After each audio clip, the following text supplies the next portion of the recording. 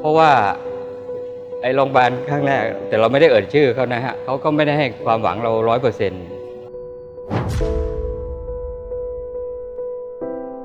ผมถึงกับน้ำตาซึมเลยครับว่า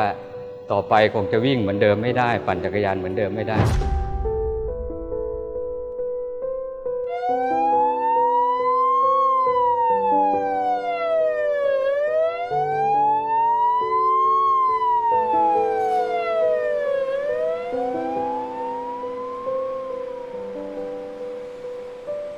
อ๋อ นั่นคือแตกเหรอคะ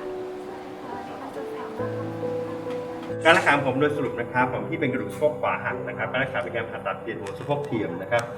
นะหลังจากการผ่าตัด6 ชั่วโมงที่จะเริ่มโน้มหนักได้และพรุ่งนี้จะเริ่มเดินได้ดี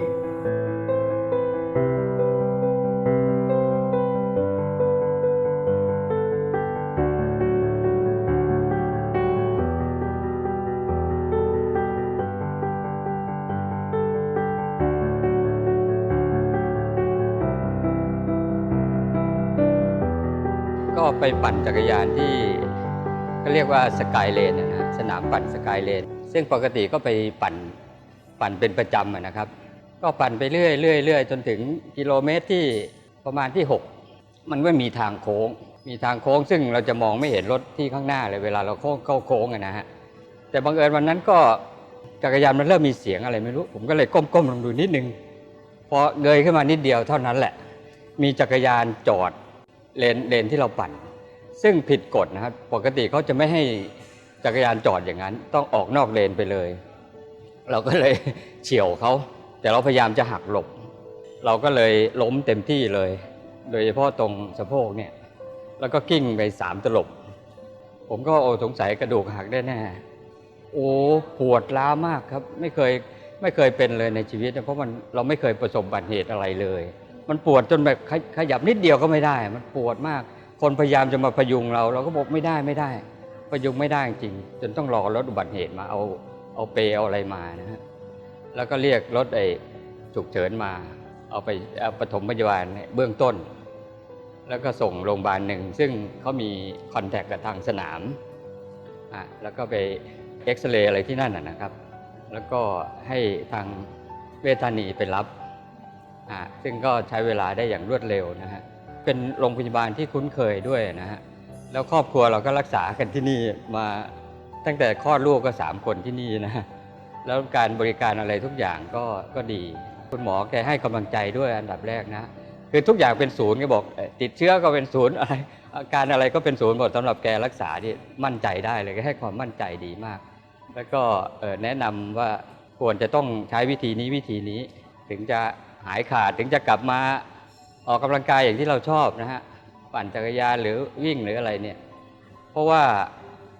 ไอ้โรงพยาบาลครั้งแรกแต่เราไม่ได้เอ่ยชื่อเขานะฮะเขาก็ไม่ได้ให้ความหวังเรา100%ผมถึงกับน้ำตาซึมเลยครับว่าต่อไปคงจะวิ่งเหมือนเดิมไม่ได้ปั่นจักรยานเหมือนเดิมไม่ได้แต่คุณหมอเปรมเสถียรใช่ไหมฮะแกให้ความมั่นใจอุ้ยแกบอกว่า4 อาทิตย์6 อาทิตย์ก็นั่นได้แล้วใช้ชีวิตปกติได้แล้วมันเหมือนกับว่าเมื่อวานมันเหมือนเป็นอะไรหน้ามือเป็นหลังมือเมื่อวานนี้ปวดเจ็บแบบทรมานที่สุดในชีวิตเลยพอวันรุ่งขึ้นก็ทุกอย่างดูเหมือนเดิมเป็นปกติแล้ว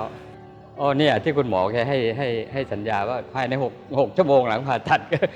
การรักษาของผมโดยสรุปนะครับผมที่เป็นกระดูกสะโพกขวาหักนะครับการรักษาเป็นการผ่าตัดเปลี่ยนหัวสะโพกเทียมนะครับนะหลังจากการผ่าตัด6 ชั่วโมงที่จะเริ่มโน้มหนักได้และพรุ่งนี้จะเริ่มเดินได้ดีใช่ก็รู้สึกมีความมั่นใจมากครับอย่างที่คุณหมอแกรับปากนะว่าดูจากสัญญาณตั้งแต่ตื่นเช้ามานะฮะหลังจากผ่าตัดเนี่ยว่ามันเป็นไปด้วยดีรู้สึก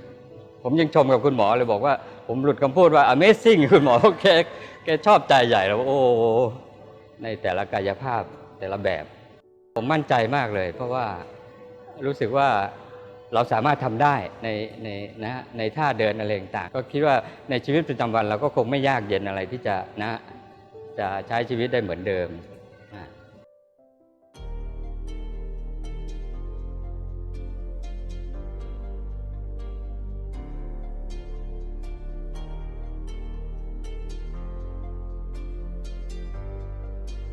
มั่นใจมากเลยครับตอนนี้เพราะว่าดูแล้วแนวโน้มเนี่ยมัน ทิศทางมันดีขึ้นตลอดนะฮะดีขึ้นทุกวันนะฮะเกือบจะ100%นะฮะการเดินเหินอะไรทุกอย่างการช่วยตัวเองแม้กระทั่งการออกกำลังกายเบาๆนะฮะปั่นจักรยานอยู่กับที่เนี่ยก็สามารถทำได้แล้ว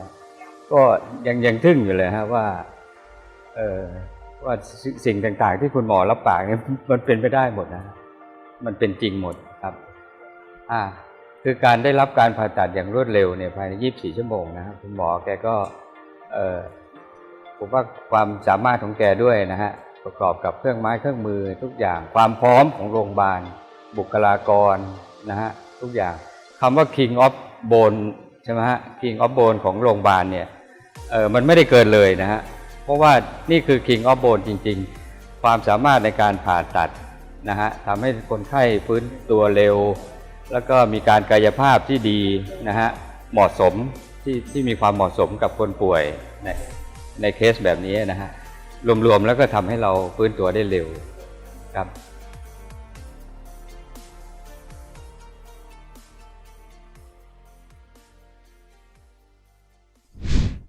ถ้าไม่อยากพลาดสาระดีๆกับโรงพยาบาลเวชธานีอย่าลืมกดไลค์กดแชร์กด Subscribe และกดกระดิ่งให้เราด้วยนะคะ